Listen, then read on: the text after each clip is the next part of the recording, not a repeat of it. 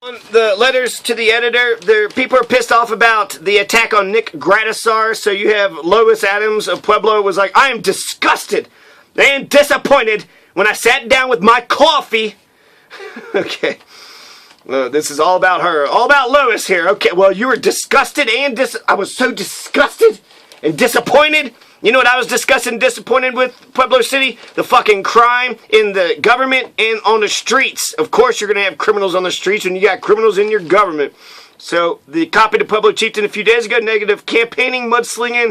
I thought it was better than that, but Chris Nicoll, evidently, is in the Chieftain. Okay, so any positive opinion I had of Nicoll, I do not anymore.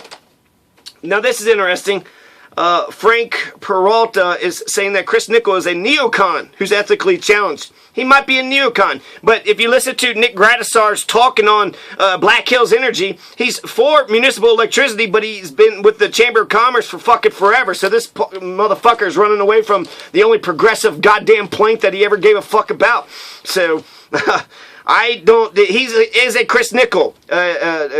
Nick Gradisar is a Chris Nicoll. They are the one and the same. When they talk about Black Hills, they talk out both ends of their mouth so they could go one way or the other, right? They're not going to commit to, let's just get solar fucking power for everybody. Let's phase Black Hills out in 10 years. Nah, they're going to suck fucking oil and gas and, Cole's dick until the day that they die. But 2035 is when you were supposed to get the fuck off of oil and gasoline. They're not working on it. They're not being serious about it. They just want to pass the shit and feel good about themselves. So they're saying that he's ethically challenged.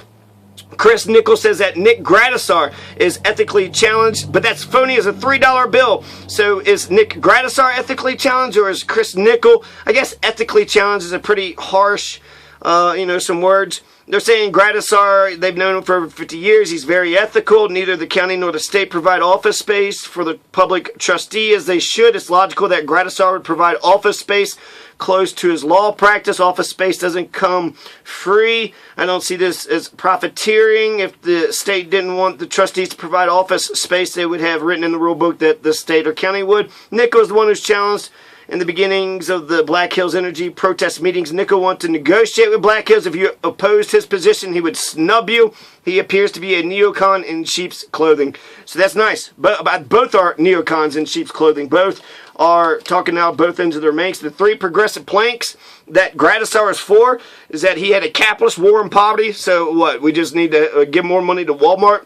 And then he was against the voting thing, so he's not for democracy. What was the other thing? There's something else. But electric was the biggest thing. Municipal electricity was like the only fucking thing that could even be called a progressive. These Democrats in Pueblo do not call themselves progressive because they're not. They're right-wing Republicans. They're right-wing, unprincipled sons of bitches. They have no conscience.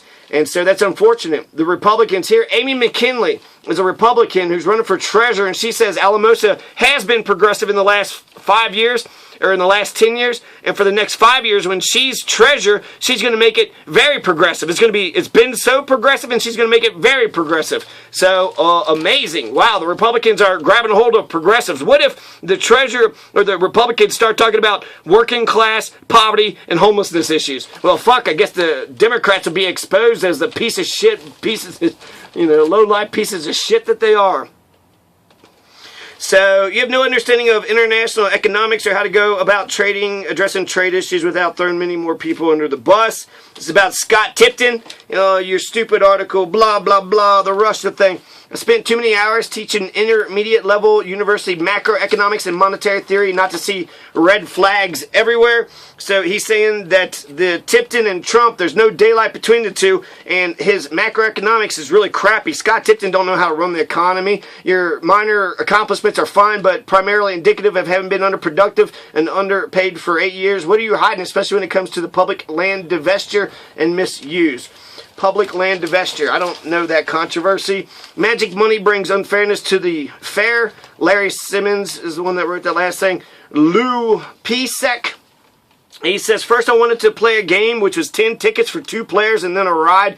So to do that, I had to purchase 2 Magic Money wristbands for $40 at $20 a piece. This gave me, to my surprise, only 36 digital tickets and not 40. So I lost 4 tickets, which amounts to $4 since each digital ticket is worth $1.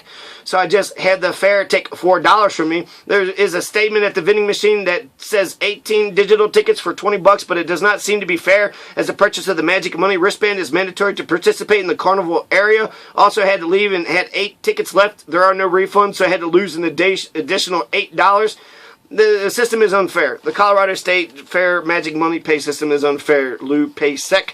Street and maintenance fee is regressive. This might be very much true, and this would be the reason why. Okay, here's a progressive thing Gradisar is doing. He's saying the street repair tax was set up by a guy who took off the Colorado Springs, so now they're just collecting all this money and they're not doing what they're supposed to do with it. So it's supposed to be about $1 per house. $1 per house street maintenance fee is an example of a regressive tax because everybody's getting taxed $1, whether you're super rich or just with a regular tax.